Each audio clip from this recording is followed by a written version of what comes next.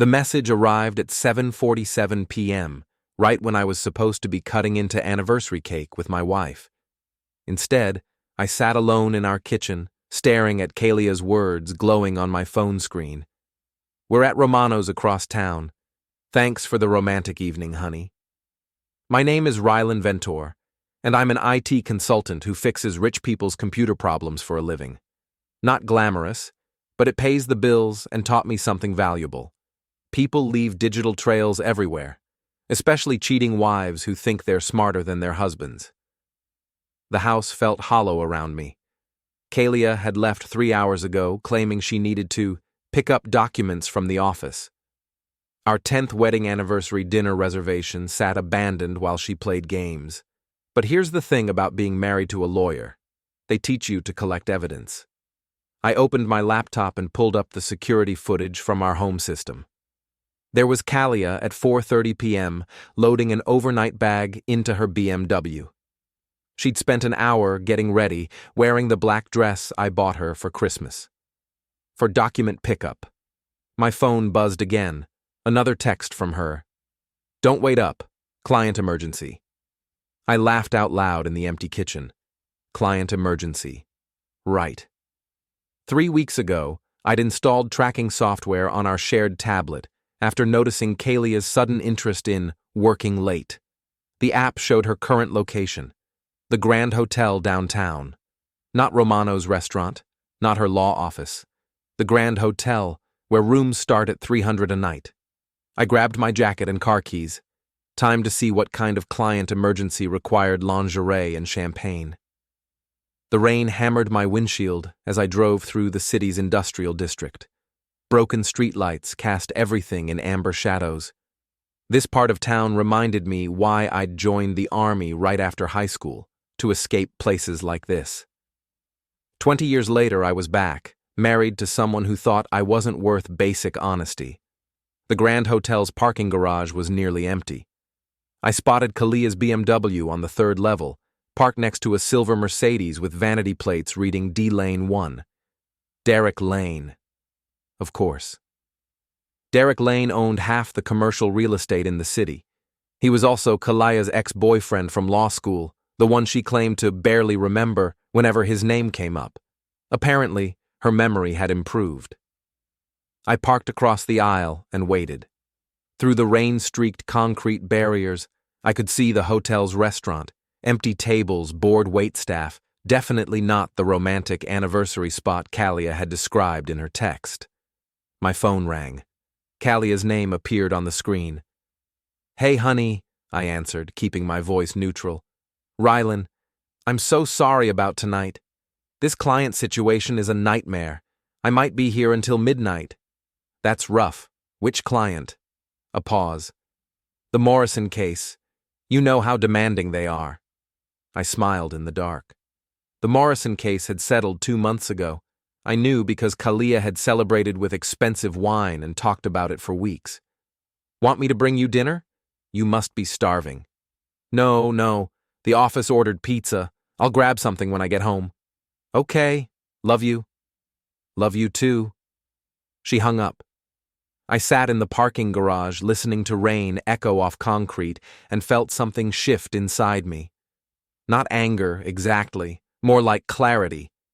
For months, I'd been making excuses for Kalia's behavior, blaming work stress and career pressure. But this wasn't stress. This was choice. I pulled out my laptop and connected to the hotel's guest Wi-Fi.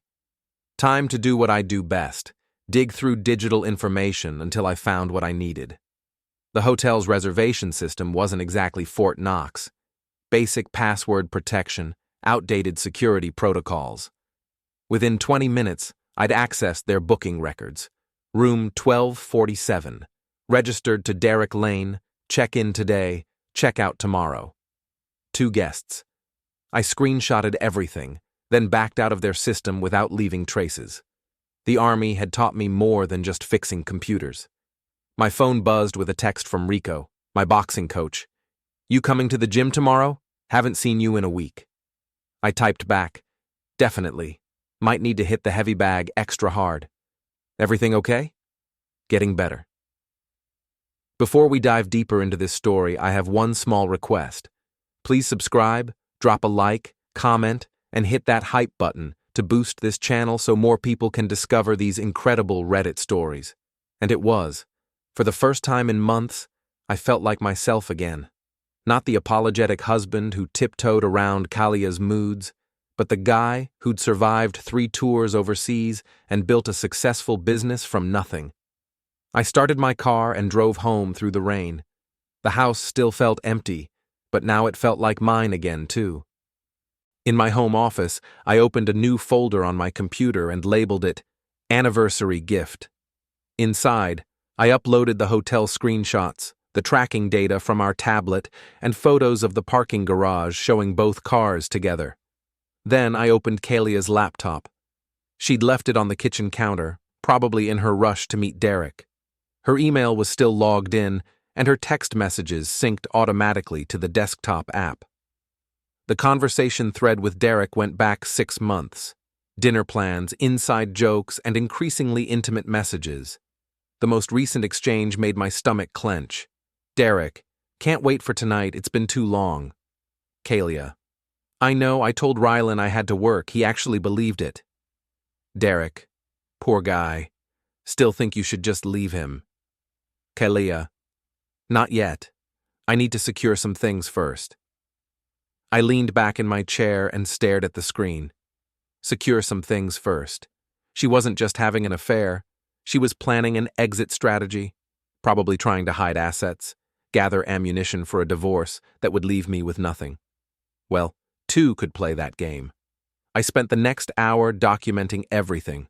Screenshots, saved files, backed up conversations. I even found Derek's business email in her contacts and discovered they'd been planning this anniversary surprise for weeks. By midnight, I had enough evidence to end Kalia's legal career and Derek's marriage. His wife, Patricia, was a prominent city council member who'd built her political brand on family values. She'd be very interested in seeing these messages, but I wasn't ready to play that card yet. This deserved something more creative. I heard Kalia's car in the driveway at 12:47 a.m. I closed the laptop and pretended to be asleep when she slipped into bed, smelling like expensive cologne that definitely wasn't mine. How was work? I mumbled, playing the oblivious husband. Exhausting. The Morrison case is getting complicated again. Get some rest. She curled up on her side of the bed, probably texting Derek good night. I lay there in the dark, listening to her breathe, and planned my next move. Tomorrow, I'd start returning the favor. I woke up before Kalia and made coffee like nothing had changed. She stumbled into the kitchen at 7, looking guilty and avoiding eye contact. Morning, beautiful, I said, handing her a mug. Sleep well? Fine. You? Great. Hey, I was thinking, since we missed our anniversary dinner, maybe we should reschedule for this weekend. She nearly dropped her coffee. Oh, this weekend might be tough. I have that deposition prep. Right. Well, whenever you're free. She kissed my cheek and grabbed her purse. I'll call you later. After she left, I got to work. First stop, Derek's office building. I knew his schedule because Kalia had mentioned it enough times. He always grabbed coffee from the lobby cafe at 8:30 a.m., then took the elevator to the 15th floor. I waited in the parking garage with a small package. When Derek's Mercedes pulled into his reserved spot, I was ready. Derek Lane looked exactly like what he was, a rich guy who'd never faced real consequences. Expensive suit, perfect hair, the kind of soft hands that had never thrown a punch or fixed anything broken. I waited until he entered the elevator, then approached his car. The package contained an anniversary card with a photo of him and Kalia from the hotel lobby security camera I'd accessed that morning. Inside the card, I'd written, "Thanks for keeping my wife company on our anniversary. A grateful husband." I slipped it under his windshield wiper and walked away. My phone rang 20 minutes later. Derek's number. I'd memorized it from Kalia's messages. "Who is this?" His voice was shaking. "I think you know." "Look, if this is about Kalia, it's about respect," I said, Something you apparently never learned. We need to talk. No, we don't. But you need to think very carefully about your next move. I hung up and drove to my first client appointment. Fixing computers suddenly felt very satisfying. Around noon, Kalia called. Rylan, did you contact Derek Lane about anything? Derek Lane? Your law school classmate? Why would I contact him? He seemed to think, never mind, it's probably nothing. Everything okay? Fine, just a misunderstanding. She hung up quickly. I smiled and kept working. That evening I stopped by Rico's gym. The place smelled like sweat and determination. Honest smells, unlike the perfume and lies atmosphere my house had become. Rico was in his 60s, built like a fire hydrant, with hands that could crack walnuts. He'd been running this gym for 30 years and had seen every kind of man walk through his doors. You look different, he said, watching me wrap my hands. More focused. Just working through some things. The wife? I hit the heavy bag with a solid right cross. Something like that. Want to talk about it? Not yet, but soon. I spent an hour working the bags, pushing my body until the anger transformed into something cleaner. Strategy. Purpose. When I got home, Kalia was pacing the living room with her phone pressed to her ear. I don't know how he found out, she was saying. We were careful. She saw me and quickly ended the call. Work? I asked. Client emergency. I nodded and headed to the kitchen. I'll start dinner. While cooking, I listened to her make another call from the living room. Derek, calm down. It was probably just a coincidence. No, I don't think he knows anything. We just need to be more careful. I smiled and kept stirring the pasta sauce. After dinner, Kalia claimed she needed to review case files and disappeared into her home office. I cleaned the dishes and planned phase 2. At 10 p.m., I knocked on her office door. Come in. She was at her computer, but the screen showed shopping websites, not legal documents. I'm heading to bed, I said. Don't stay up too late. I won't. Just need to finish this brief. I kissed the top of her head and noticed her phone buzzing with text messages. Derek's name kept appearing on the screen. In our bedroom, I opened my laptop and accessed the tracking software again. Kalia's phone showed she was home, but Derek's location, which I'd started monitoring after finding his number, showed he was parked 2 blocks away. Interesting. I put on dark clothes and slipped out the back door. Sure enough, Derek's Mercedes was idling under a broken streetlight on Maple Avenue. I could see him through the windshield, talking on his phone and looking paranoid. I circled around behind his car and approached from the passenger side. When I tapped on the window, he nearly jumped out of his skin. He rolled down the window with shaking hands. What do you want? He whispered. I want you to stop parking outside my house like some creepy stalker. You were just what? Planning to sneak into my backyard? Meet my wife while I'm sleeping? His face went pale. It's not what you think. I think you're a coward who seduces other men's wives and then sits in his car like a teenager when things get complicated. I leaned closer to the window. Here's what's going to happen. You're going to drive away and never contact Kalia again. If I see you near my house, my wife, or my life, I'll make sure your wife Patricia finds out exactly how you spend your evenings. You don't understand? I understand perfectly. You're a spoiled rich boy who thinks he can take whatever he wants, but you picked the wrong marriage to wreck. Derek started his car with trembling hands. This isn't over. Yes, it is. You just don't know it yet. He drove away, tires squealing on the wet pavement. I walked back to my house feeling lighter than I had in months. Through the living room window, I could see Kalia still at her computer, probably wondering why Derek had stopped answering her texts. I slipped back into bed and pretended to be asleep when she finally came to bed an hour later. She tossed and turned all night, checking her phone every few minutes. In the morning, I made coffee and acted like nothing had happened. Sleep okay? I asked. Fine. You? Like a baby. She left for work looking distracted and worried. I waited until her car disappeared, then opened my laptop to check the tracking data. Derek's phone had spent the night at his house, but according to the location history, he'd driven around the city until 3 a.m., probably trying to figure out his next move. Good. Let him sweat. I had bigger plans brewing. The next morning brought an unexpected gift.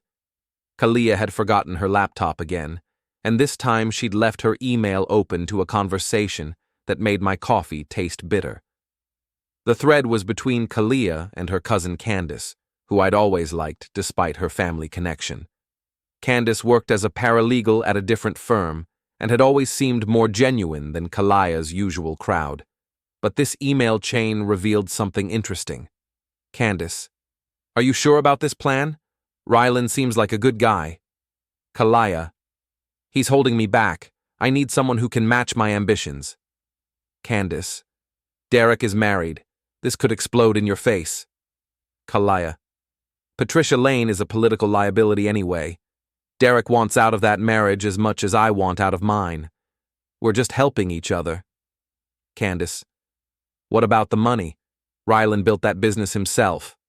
Kalia: "Community property laws work both ways. I've been documenting his controlling behavior for months. My lawyer thinks I can get the house and half his business assets." I read that last line 3 times. Controlling behavior. She'd been building a case against me, probably planning to claim emotional abuse or financial manipulation in divorce proceedings. My phone buzzed with a text from Rico. "You coming in today? Got some new equipment to try." I typed back, "On my way. Need to work off some energy." At the gym, I told Rico everything. He listened without interrupting, occasionally nodding or shaking his head. "So what's your plan?" he asked when I finished. "Still working on it. But I'm not going down without a fight." "Good. But be smart about it. Angry men make stupid mistakes." "I'm not angry anymore. I'm focused." Rico smiled. "That's what I like to hear." I spent 2 hours at the gym, then drove to Candace's office. Time to test a theory. Candace worked at a small firm downtown, the kind of place that handled real people's problems instead of corporate mergers. I waited in the lobby until she came out for lunch. "Rylan, what are you doing here?" "Need to talk to you about Kalia." Her face went pale. "I don't know what you mean." "Coffee? My treat." We walked to a cafe across the street. Candace kept looking over her shoulder like she expected Kalia to jump out of a doorway. "She's planning to divorce me," I said once we sat down. "I can't discuss Kalia's personal—" "She's been documenting fake evidence of controlling behavior, planning to take half my business and the house." Candace stared into her coffee cup. "How do you know that?" "Same way I know about Derek Lane and the anniversary hotel meeting." She looked up sharply. "You know about Derek?" "I know about all of it. The question is, are you going to help her destroy an innocent man, or are you going to do the right thing?" Candace was quiet for a long time. Finally, she said, "Kalia's changed. She used to be different, more like family." "What happened?" "Success, money. She started thinking she deserved better than what she had, including better than me. I tried to talk her out of it, but she's convinced you're holding her back from some bigger life." I leaned forward. "Candace, I've never controlled Kalia's career, her money, or her choices. I supported her through law school, celebrated every promotion, and gave her space to build her practice. The only thing I ever asked for was honesty." Tears appeared in her eyes. "I know. That's why I feel so terrible about this." "Then help me stop it." "How?" "Tell me what she's really planning. All of it." Candace looked around the cafe, then leaned closer.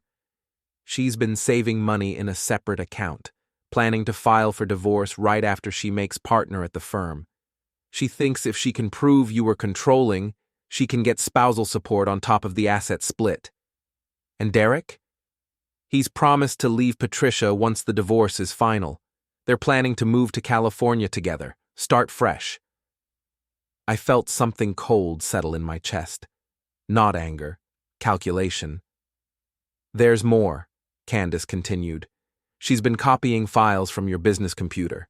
Financial records, client lists, everything. Her lawyer thinks they can argue you've been hiding income. I haven't hidden anything. I know, but she's building a narrative.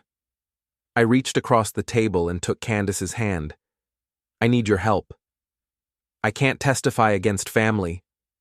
I'm not asking you to testify. I'm asking you to help me document the truth. She was quiet for a moment. What do you need? Access to her real financial records, the secret account, the copied files, anything that shows premeditation. That's illegal. So is fraud. So is planning to destroy someone's life with false accusations. Candace finished her coffee and stood up. I need to think about this. Don't think too long. She's planning to file next month. That evening, Kalia came home in a great mood. She'd apparently heard from Derek that I'd backed down after our parking lot conversation. Good day? I asked. Excellent. I think I'm finally getting my life on track. That's wonderful, honey. She kissed me and went to change clothes. I heard her on the phone in the bedroom, probably updating Derek on her improved mood. My laptop chimed with a new email. The sender was Candace, and the subject line read, Family Photos. Inside was a single attachment, bank statements showing Kalia's secret account. She'd been skimming money from our joint savings for 8 months, building a war chest for her new life. The email also contained a note. This is wrong, and I can't be part of it anymore. There's more if you need it. I smiled and started planning phase 3. The next morning, I waited until Kalia left for work, then drove to Derek's office building. This time, I didn't leave a note on his car. I walked straight into the lobby and took the elevator to the 15th floor. Derek's secretary was a pleasant woman in her 50s who clearly had no idea her boss was a homewrecker. I'd like to see Mr. Lane, I told her. It's about a property investment. Do you have an appointment? No, but I think he'll want to see me. Tell him Rylan Ventor is here. She buzzed Derek's office. I heard his voice through the intercom, high and panicked. Send him in. Derek's office was all glass and chrome, designed to intimidate. But Derek himself looked like he hadn't slept in days. His perfect hair was messed up, and his expensive suit was wrinkled. What do you want? He asked before I'd even sat down. I want you to understand something. This game you're playing with my wife, it ends now. I don't know what you're talking about. I pulled out my phone and showed him a photo of the hotel receipt I'd found in Kalia's purse. Room 1247, anniversary night. Ring any bells? His face went white. How did you... I'm good at finding things, like your text messages to my wife, and the financial records showing you've been paying for her business trips to visit you in other cities. That's not... And Patricia's campaign finance records, which show some interesting discrepancies around the same time you started spending money on hotels and jewelry. Derek slumped in his chair. What do you want? I want you to disappear from my wife's life. Completely. No calls, no texts, no accidental meetings. And if I don't? Then Patricia gets a very interesting anniversary present of her own, along with the city ethics board, since she's been voting on zoning variances for properties you own. Derek's hands were shaking. You're bluffing. Try me. I stood up and walked to the door. Oh, and Derek? If Kalia files for divorce using fabricated evidence, I'll assume you helped her plan it. And then Patricia won't be the only one getting copies of those hotel receipts. I left him sitting in his glass office, staring at his phone like it might explode. That evening, Kalia seemed distracted. She kept checking her messages and frowning. Everything okay? I asked. Derek seems to be avoiding me. We had a business meeting scheduled and he canceled. Maybe he's busy with other projects. Maybe. She went to bed early, probably hoping Derek would call. He didn't. Around midnight, my phone buzzed with a text from an unknown number. This is Candace. Can we meet tomorrow? I have something you need to see. I typed back. Where and when? Same cafe, noon, come alone. I deleted the conversation and went to sleep feeling like the tide was finally turning. Candace was already waiting when I arrived at the cafe, clutching a manila envelope like it contained nuclear secrets. I shouldn't be doing this, she said as I sat down. But you are, because it's the right thing. She slid the envelope across the table. Everything's in there, bank records, copies of the files she stole from your computer, and something else. What else? Text messages between Kalia and her divorce lawyer. They've been planning this for months, Rylan. She's been documenting fake incidents, creating a paper trail to make you look controlling and potentially abusive. I opened the envelope and scanned the documents. My hand stayed steady, but inside I felt something shift. Not anger, clarity. There's a timeline, Candace continued. She plans to file next week, right after she gets confirmation about the partnership track at her firm. She wants to be in a position of strength. And Derek? He's been funding her lawyer through some shell company arrangement, basically paying for your wife to divorce you so he can have her.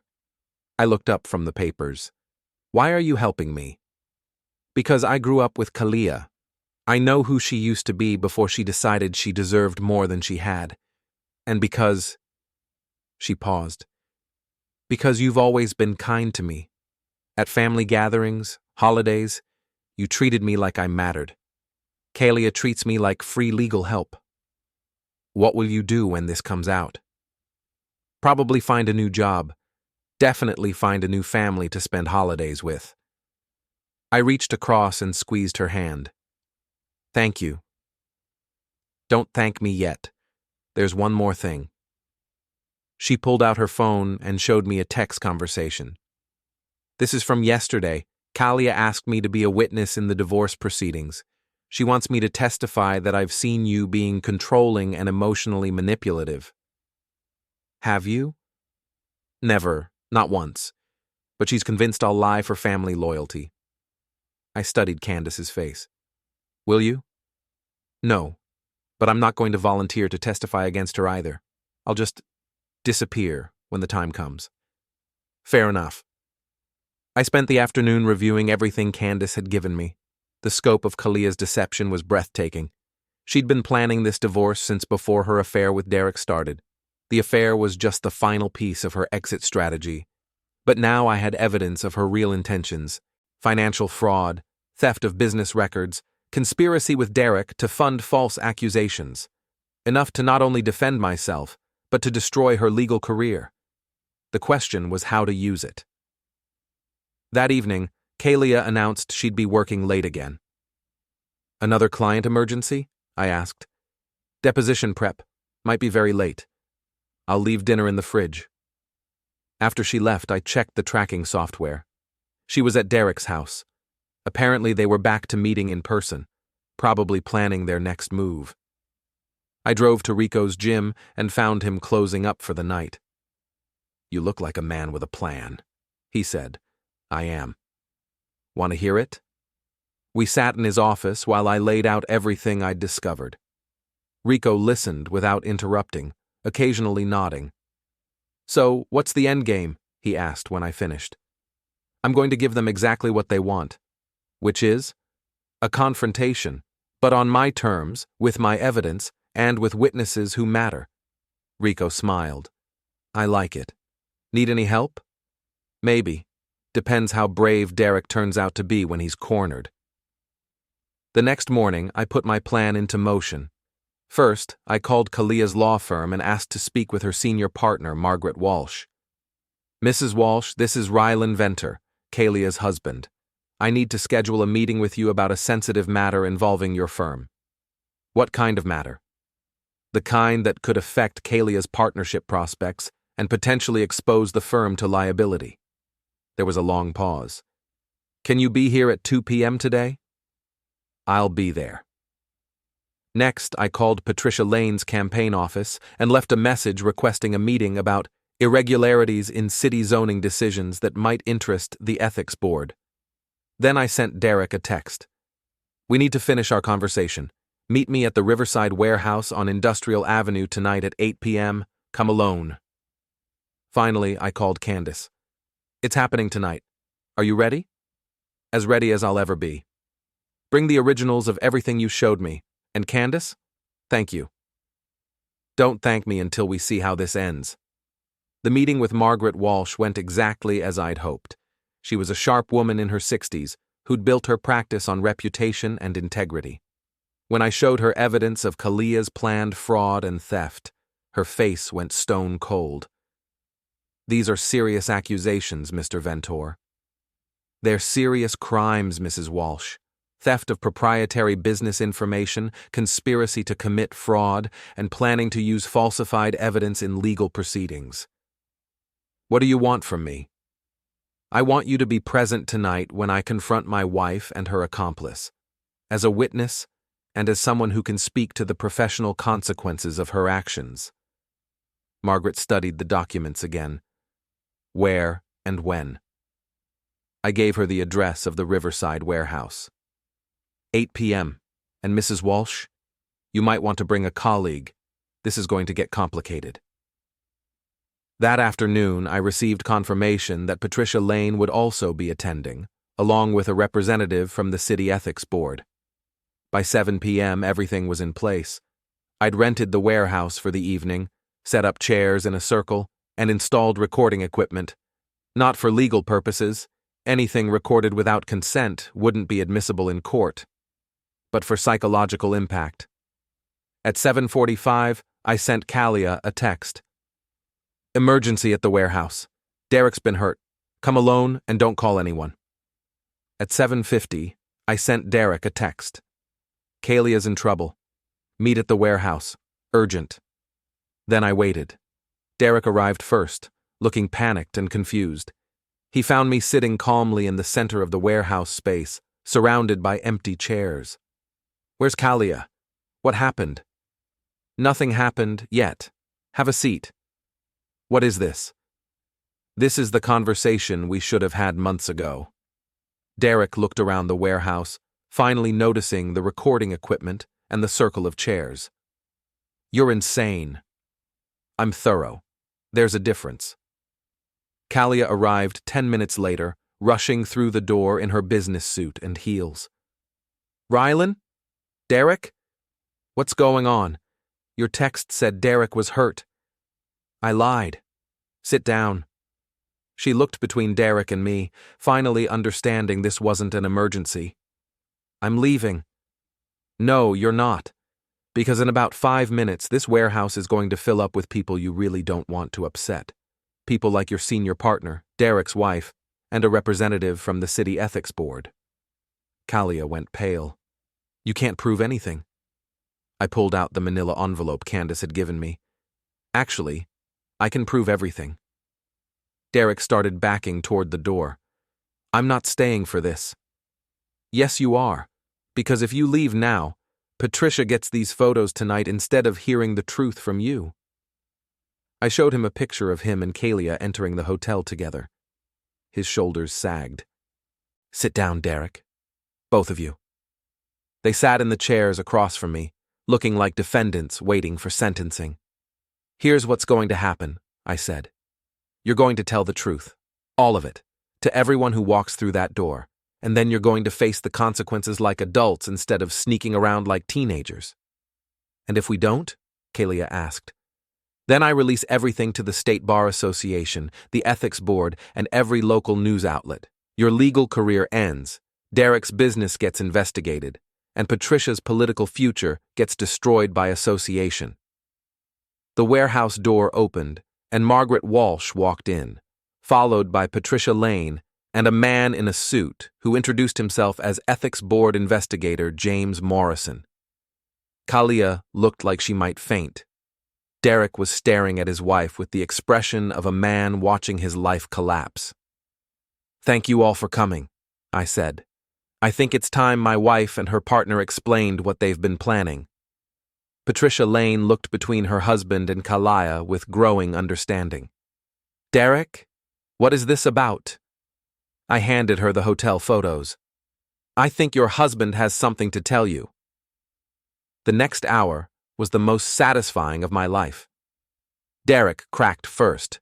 Faced with his wife's horrified expression and the ethics investigator's questions, he spilled everything.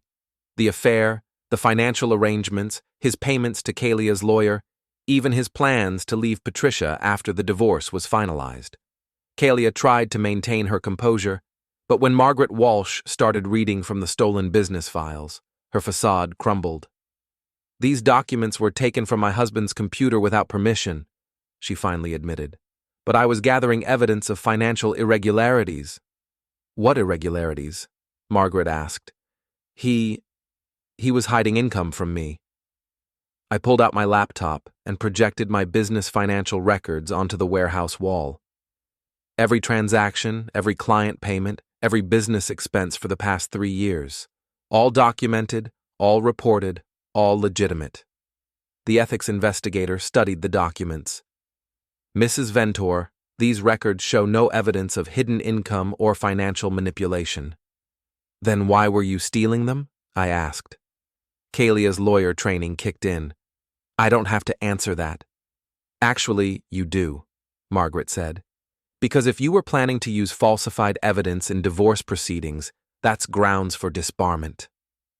Patricia Lane had been silent through most of the revelations, but now she stood up and faced her husband. 23 years of marriage, Derek. 23 years of building a life together, and you throw it away for this? "Patricia, I can explain."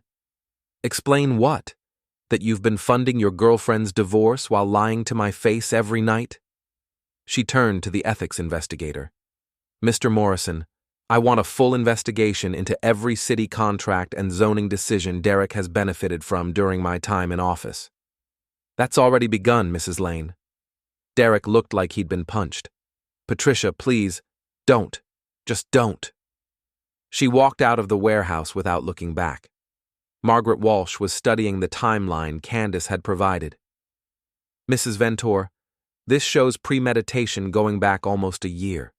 You've been planning to defraud your husband while building a false case for emotional abuse."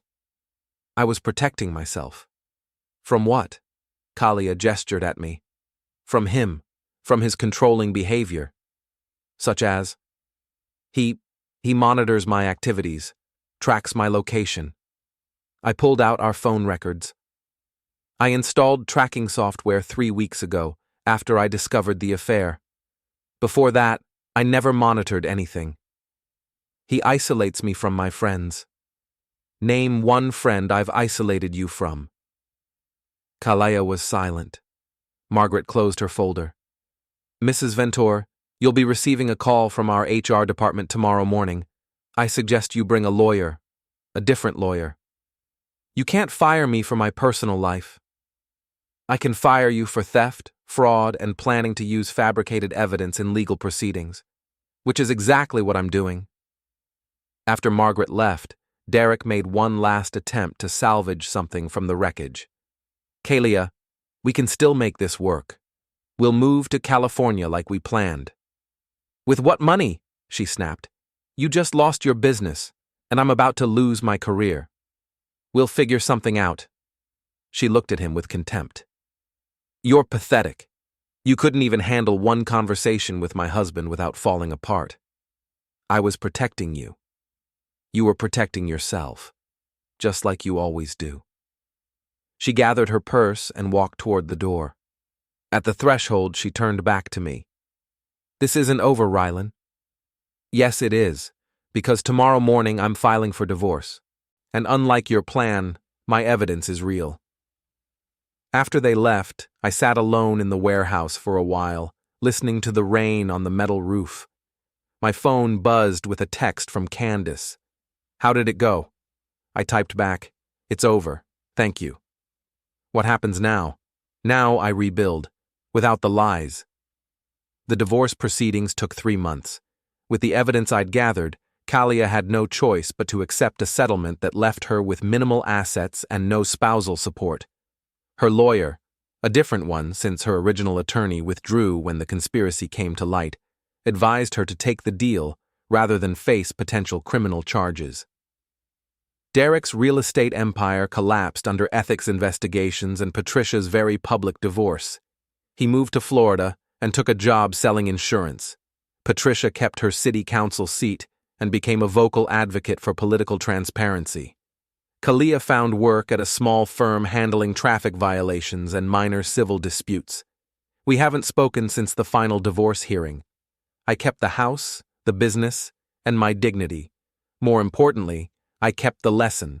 Trust, once broken, can't be repaired with apologies or promises. It has to be rebuilt from scratch, with better materials and stronger foundations. 6 months after the divorce was final, I ran into Candace at a coffee shop downtown. She'd found a new job at a non-profit legal clinic and seemed happier than I'd ever seen her. "Any regrets?" she asked. "About the divorce? None. About how you handled it?" I thought about that. I gave them every chance to tell the truth. They chose deception instead. And now? Now I'm building something new, something honest. She smiled. "Good for you." As I walked back to my car, I felt something I hadn't experienced in years. Peace. Not the fragile peace of pretending everything was fine, but the solid peace of knowing exactly where I stood. My phone rang. It was Rico. "You coming to the gym tonight?" "Wouldn't miss it." "Good. I've got a new heavy bag that needs breaking in." I smiled and drove toward the gym, toward honest sweat and straightforward challenges, toward a life built on truth instead of convenient lies. The rain had stopped, and the city looked clean in the afternoon sunlight. Everything felt possible again. That evening, I worked the heavy bag until my shoulders burned and my hands ached. Rico watched from across the gym, nodding approval. "You look like yourself again," he said as I unwrapped my hands. "I feel like myself again." "What's next?" "I'm thinking about expanding the business, maybe hiring some help." "Sounds good. Just remember, I know, trust, but verify." Rico laughed. "You're learning." I drove home to my quiet house, made dinner for one, and opened my laptop to work on client projects. Simple problems with clear solutions. Honest work for honest pay. Outside, the city hummed with its usual energy. People building lives, making choices, facing consequences. I was part of that now, not hiding from it behind comfortable lies. My anniversary had become something different than I'd planned. Not a celebration of what was, but a recognition of what needed to change. And sometimes, that's the most valuable gift you can give yourself. The truth. Even when it hurts. Especially when it hurts. Because lies, no matter how comfortable, always collapse eventually. And when they do, you want to be standing on solid ground. I closed the laptop and went to bed in my own house, in my own life, built on my own terms. It was the best sleep I'd had in years.